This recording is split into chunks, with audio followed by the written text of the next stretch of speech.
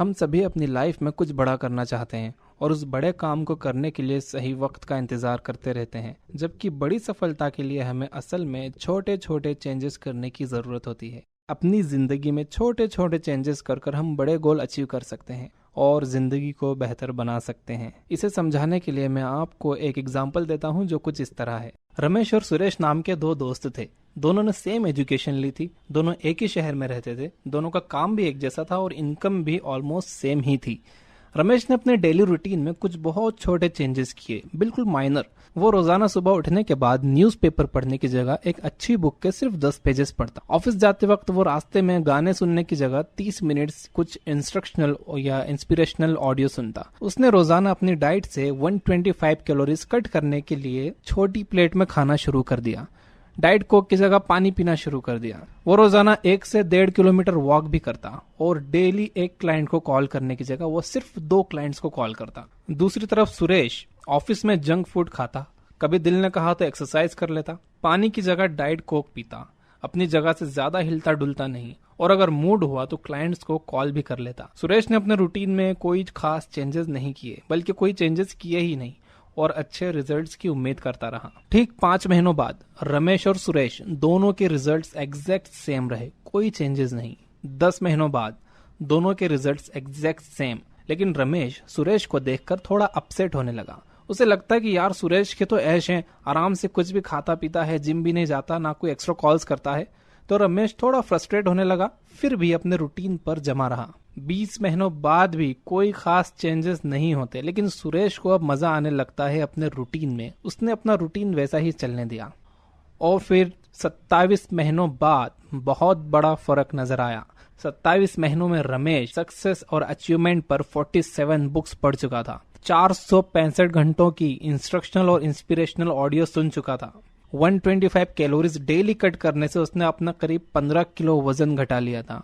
और मैं आपको ये भी बता दूं कि रिसर्चर्स कहते हैं कि अगर लोग अपनी डाइट से 125 कैलोरीज कट कर लें तो दुनिया से मोटापा नाम की बीमारी खत्म हो सकती है। रमेश करीब 1200 किलोमीटर पैदल चल चुका था, जिससे उसका एक्स्ट्रा 15 किलो वजन और घटा। और डेली सिर्फ एक एक्स्ट्रा कॉल करने पर 27 महीनों में उसने 1860 एक्स्ट्रा कॉल्स किए, जिससे उसकी इनकम काफी ज्यादा बढ़ गई।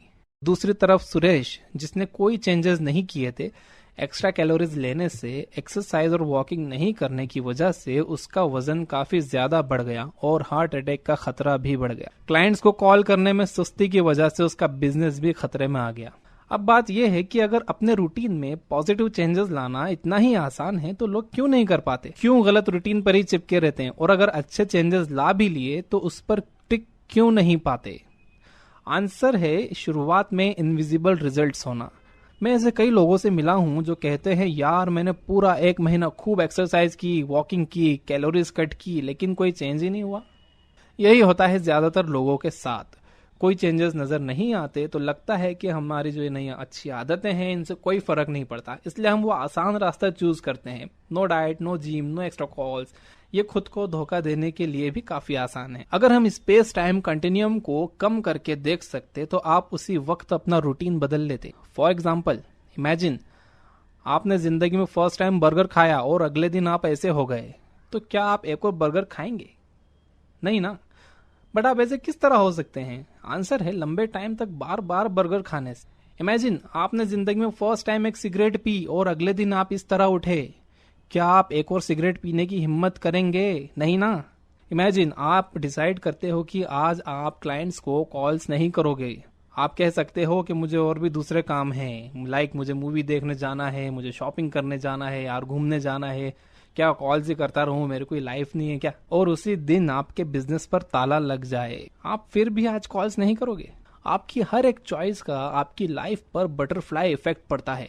मैथमेटिशियन और मेट्रोलॉजिस्ट एडवर्ड नॉर्टन लॉरेन ने अपनी बटरफ्लाई थ्योरी में बताया है कि जब तितलियां कहीं अपने पर फड़फड़ाती हैं तो दुनिया में कहीं और सुनामी आ जाती है। यही बात आपकी लाइफ में भी आपके रूटीन के साथ होती है। आज जो आप छोटी मोटी गलत आदतें बना रहे हो, आपकी लाइफ में कहीं और वो सुनामी की शक्ल ले सकती हैं। इंटरनेशनल ट्रेनर विवेक बिंद्रा कहते हैं कि जिंदगी चुनावों का परिणाम है। आज आपकी लाइफ जैसी भी है वो आपके द्वारा पास्ट में किए गए गलत चुनाव हो या अच्छे चुनाव हो, जो भी है गलत चॉइसेस या अच्छी चॉइसेस की वजह से है।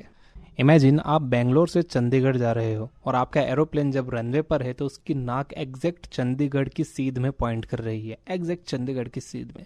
अगर उस एरोप्लेन की नाक 1 डिग्री भी इधर या उधर हो जाए तो जब वो अपनी डेस्टिनेशन पर पहुंचेगा तो वो करीब 300 किलोमीटर ऑफ कोर्स होगा, यानी वो चंडीगढ़ में नहीं बल्कि पाकिस्तान में कहीं होगा।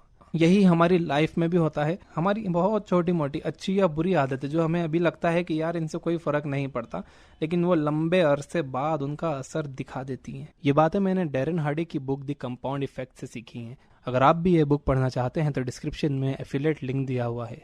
अगर आपने अभी तक मुझे सब्सक्राइब नहीं किया है तो सब्सक्राइब कर लीजिए। मैं फ्यूचर में भी आपको ऐसी ही अच्छी बातें बताता रहूँगा।